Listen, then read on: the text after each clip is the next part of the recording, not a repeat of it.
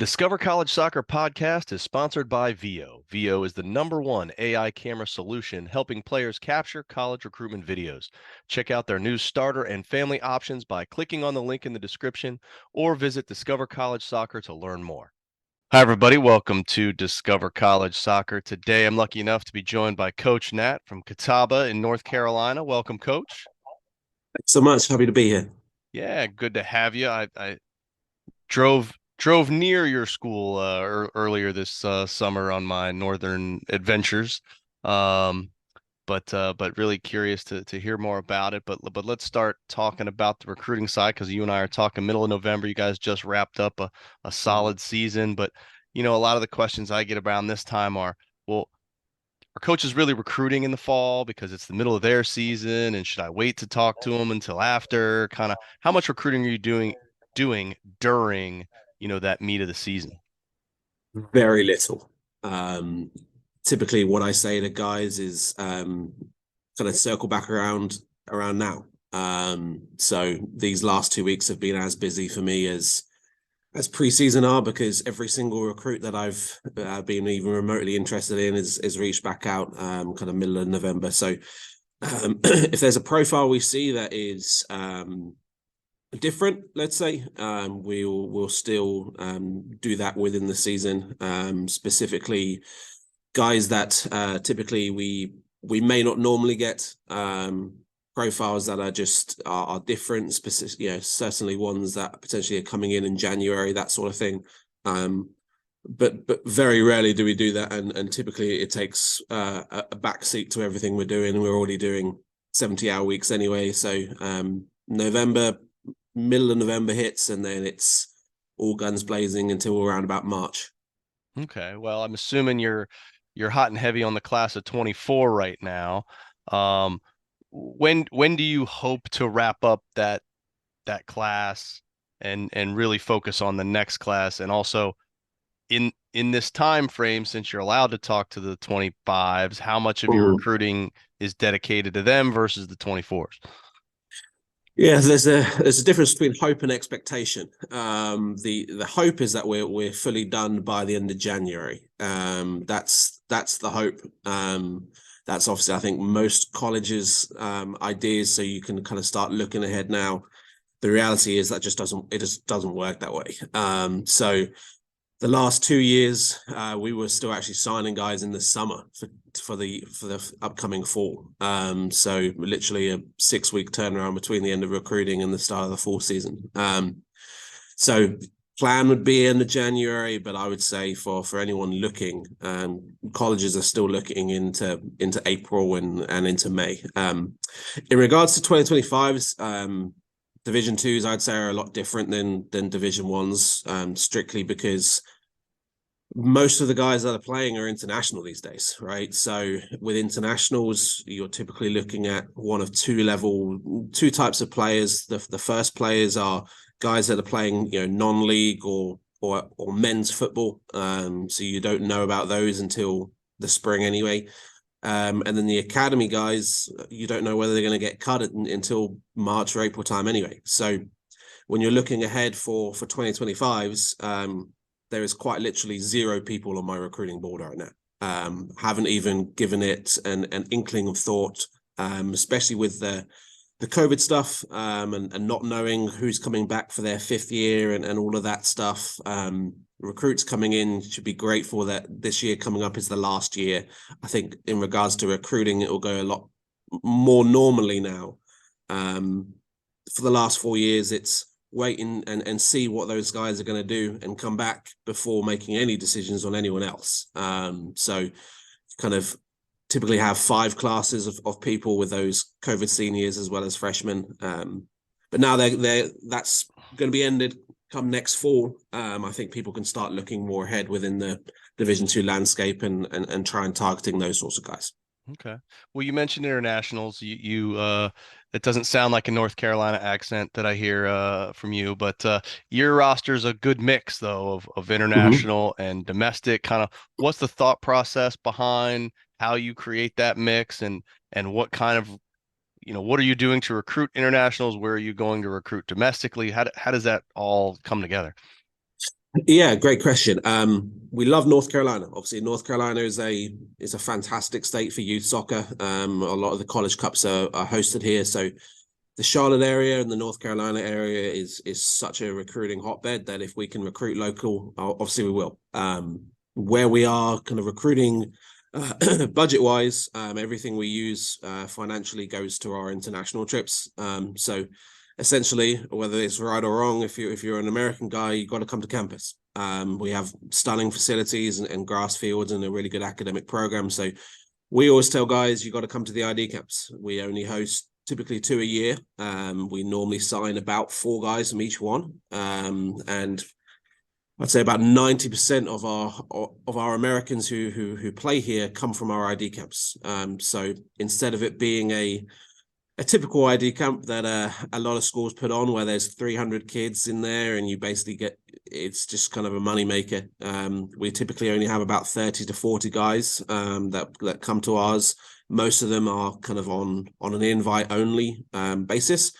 And we actually play our entire squad during those events as well. So they're part of the sessions. So you get to kind of see if anyone can stand up with playing with our guys and the tempo that they play at. And then obviously against them, are they going to get torn apart if they're a defender? Are they actually going to do anything on the offensive side of the ball, just to see whether they have the potential to be at that level. In regards to recruiting outside of the States, obviously with my accent and being in England, I'm pretty well connected. So do a lot of our recruiting kind of in Europe, which means I get to see my family and then kind of go off and do those sorts of things.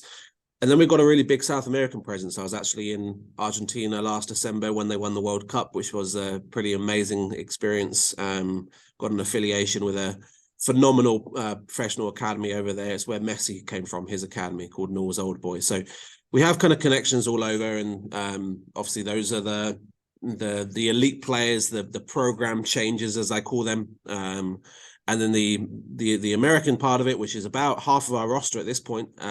We do have guys outside of North Carolina as well that we do target for sure, just from really word of mouth. It's not really tape, it's not really video or anything like that. It's strictly guys coming in and showing out.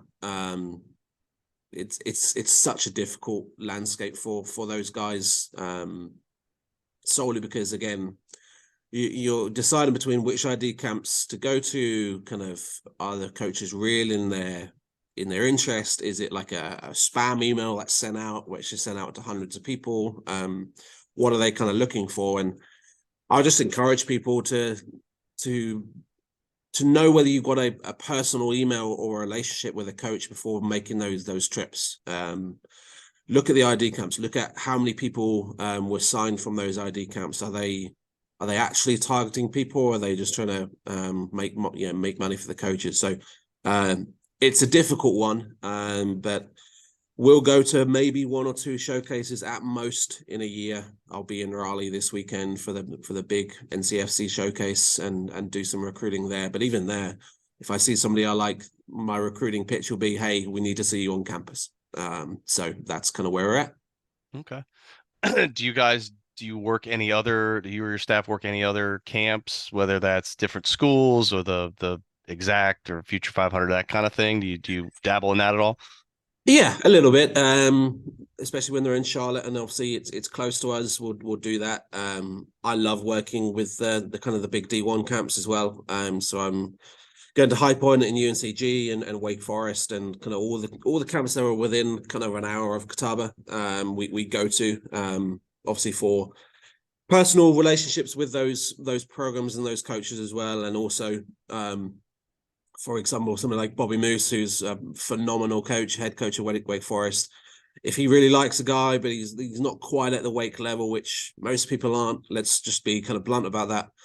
He may kind of text me and say, hey, we've got a guy we think is really interesting, but he's more interesting for your program than he is ours. Why don't you reach out to him and kind of see if he's interested in going your route? So yes, we do that as much as we can. Charlotte's another program we work with quite often in those sense. And there's schools we play in the spring as well. We typically play D1 schools most of the spring, and that allows us to kind of see the level, but also prove to the recruits we've got bringing in that we're at the same level that they are. We've played 4 Division 1 schools in the last 9 months and beaten 3 of them. So it kind of allows people when we talk to them to realize that Catawba is a D2 school, but with a D1 level of players. And that's helpful for us when we go after guys who think they're D1 guys, but they come to campus and see the players that we have here, and then they kind of take a step back and are like, oh, okay, this is the level of a D2 school. Maybe I need to reevaluate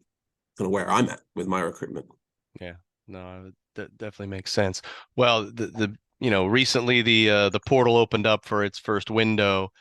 Do you guys look at the portal at all? Does that affect your recruiting?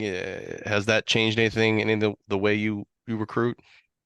100%. Portal has been a complete game changer for every single program, and if a program is not deep diving into the portal, I think they're doing it wrong. It's again a really difficult one for incoming freshmen, because the reality of it is obviously the guys that are in the portal have college tape instead of high school tape, which doesn't really carry much value at all. So yeah, we look at the portal first, especially guys that are coming out of the D1 programs.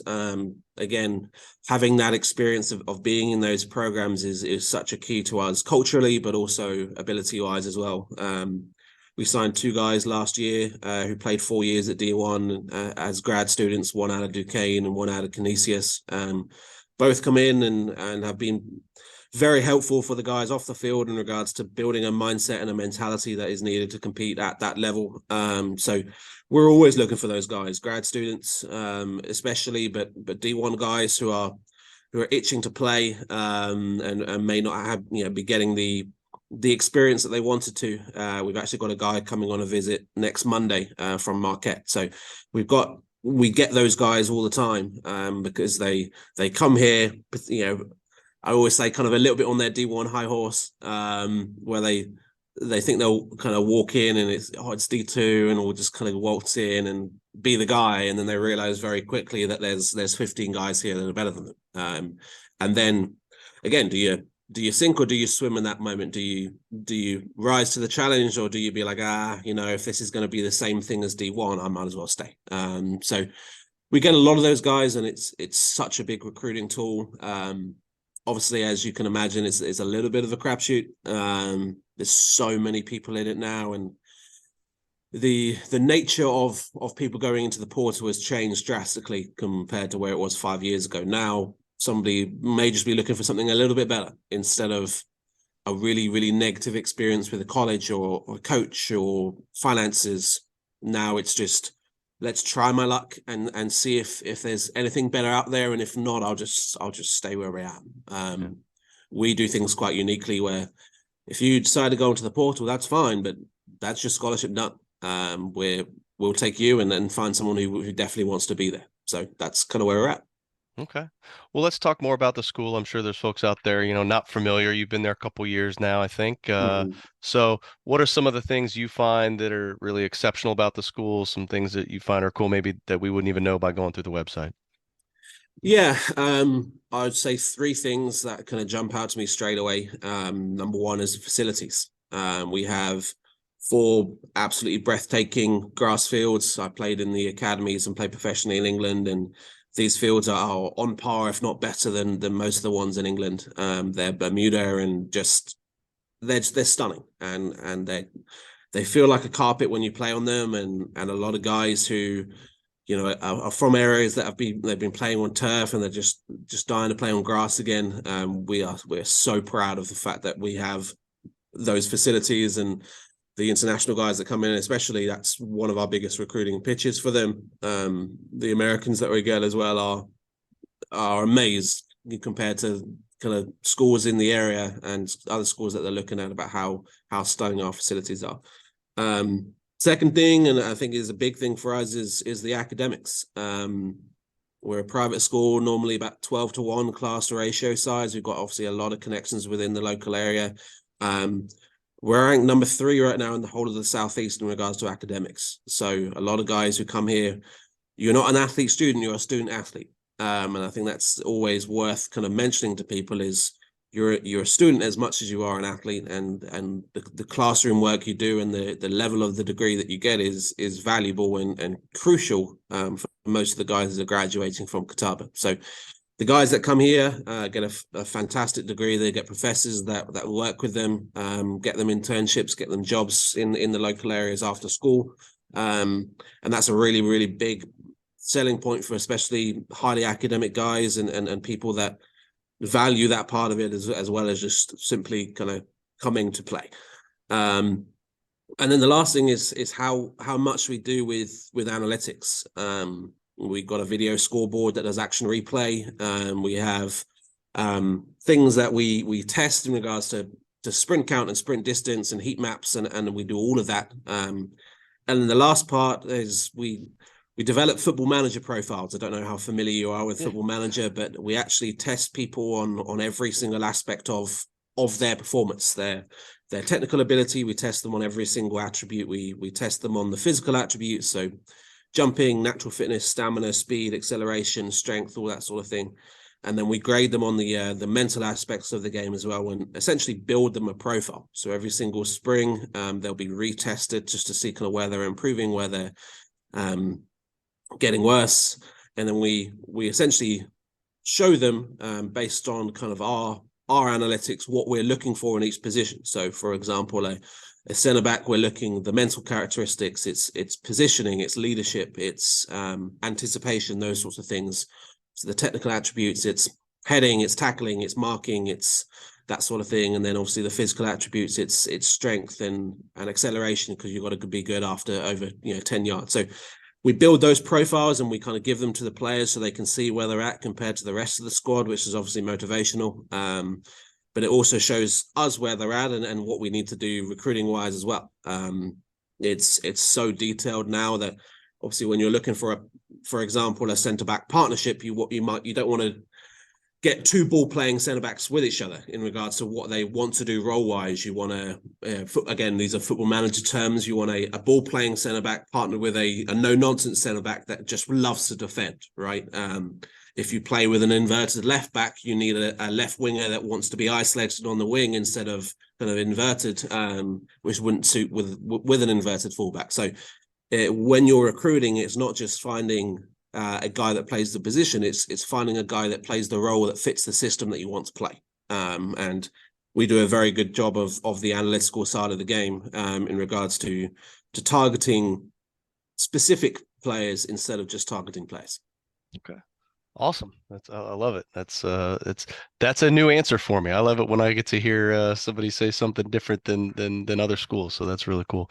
Well, let's talk a little bit more about the team and the soccer side of things. I mean, you obviously mentioned you the analytics side, which is awesome. So what kind of staff do you have that the team has, that maybe some support staff the department offers to really help manage everything that you guys do on a daily basis?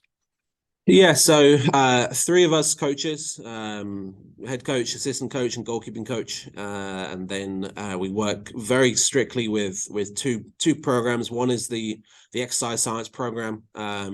They do all of the testing in regards to the physical attributes. Obviously, they have all the metrics and all of the detailed stuff that they do within their department that allows us to do that. That's a massive help for us. They do a lot of work with us in regards to rehabilitation as well. They have kind of zero gravity running machines and bikes that allow people to get back from injury quicker and prehab and stuff like that. And then it's working with the guys in the weight room as well to manage programs. For example, if there's a guy who's great speed but horrendous balance, kind of tapering their programs in strength programs in the weight room to get those sorts of things kind of equipped. So we essentially have specific things that we need guys to work on in those different areas, and we force those departments to look at those things. And if they're mental departments, I typically take care of that in regards to the psychology of the game, which obviously, as you know, the mental part of the game is so key. And then the technical parts of the game, we do something called IDPs, which are individual development plans, is what we call them, phrase them. We do them actually during the day, so outside of practice. And we set up sessions for them to be able to do by themselves. So if there's a centre back that really needs to work on, I don't know, the heading part of the game, they'll go out there with their group, with their positional group, with a session that we've set up for them. And we don't even typically run it. We just kind of sit on the sideline and then kind of drag them to the side if we need to show them something really, really specific in those ways. But that way, as you know as well, in the fall season, it's near on impossible to practice, right? It's recovery, it's preparing, and then it's another game. There's no actual getting better development wise, which is a really, really difficult part of what we do. So instead, we use those things to aid those development. Obviously, the guys that aren't playing as much, if they're kind of new freshmen and those sorts of things, it's a really key part to them to be tested, to be graded, to kind of see where they're at, and then do sessions during the season when they may not be, getting on the field and growing that way, to actually find ways to continue to develop during the season instead of just going, well, I'm just not going to play and I'm just going to wait till the spring and then I'm going to figure it out. Actually forcing them to do things in the season as well. So that's kind of how we do things. Okay. Awesome. Well, hey, you've been super generous with your time. We covered a lot of ground, but I always like to end these the same way. And that's if you had one nugget, one piece of advice you wish every parent, player, family going through this process knew, what would that be? Just to not put all your eggs in one basket. It drives me nuts when players are like, "Oh, I'm only going to go D1," or parents are like, "My son wants to become a professional," and those sorts of things. I always tell the same story, and that is, this thing is, think of it as a major business where you have to climb the ladder. Climb the ladder. You don't just become the CEO straight away. You've got to make those gaps. The first question I'd ask, if you want to be a D1 and you want to be a professional, is, are you the best player at your club? If yes, are you the best player within your region? Are you the best player within your state? Are you an all-region player? Are you an all-American? Then can you get on a college roster? Then can you get minutes on a college roster? Then can you be in the rotation? Then can you start? Then can you start regularly? Then can you be an all-conference? Then can you be an all-region, all-American? And then maybe somebody will look at you from a professional standpoint. So there's so many things that you can do up to that point that the focus for a lot of players is, instead of looking towards this big shiny dreamy goal, is getting better in the day-to-day and not turning your eye away from programs that may be the best fit for you. We have so many guys here. We had a guy that actually played with us and is now playing at the Charlotte Independence, a professional team here, who came to Catawba. There are ways to play professional through going to Division 2, Division 3, NAIA, and JUCO. There was a guy that I know very well. We played NAIA at Lindsey Wilson, which is an NAIA school in Kentucky, and then went to Syracuse, won a national championship last year, and now is playing for Leicester in the championship. So D1 is not the be all and end all. And the second people realize that it's about fit, it's not about division, I think it changes the dynamic of who they are and what their recruitment goes to. So if you think you're better than a D2 school, okay, we'll go to an ID, come and prove it. You may be rudely awakened to what the level is here.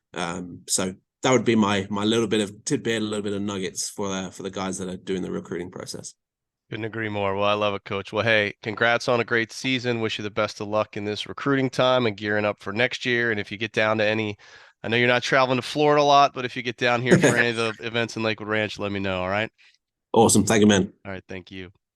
Hi, everybody. It's Matt from Discover College Soccer. I hope you're enjoying the podcast, whether that's on YouTube or your favorite podcast platform. Don't forget to hit the subscribe button. I also wanted to let you know about the Discover College Soccer Study Table. This is our brand new online portal that is complete with a 14-part online course giving you all of the ins and outs of the college soccer recruiting process. There's also a wealth of resources such as checklists, templates. There's the spreadsheets that have every soccer program in the country along with their coaches, their contact information, their social media information, some basic stats about the school, and more. Plus, there's an online community where you can ask your questions, share your wins, your losses, any questions that you may have around the college soccer recruiting process. It's all there at the Discover College Soccer study table that you can find at discovercollegesoccer.com/study table, and hopefully we will see you there.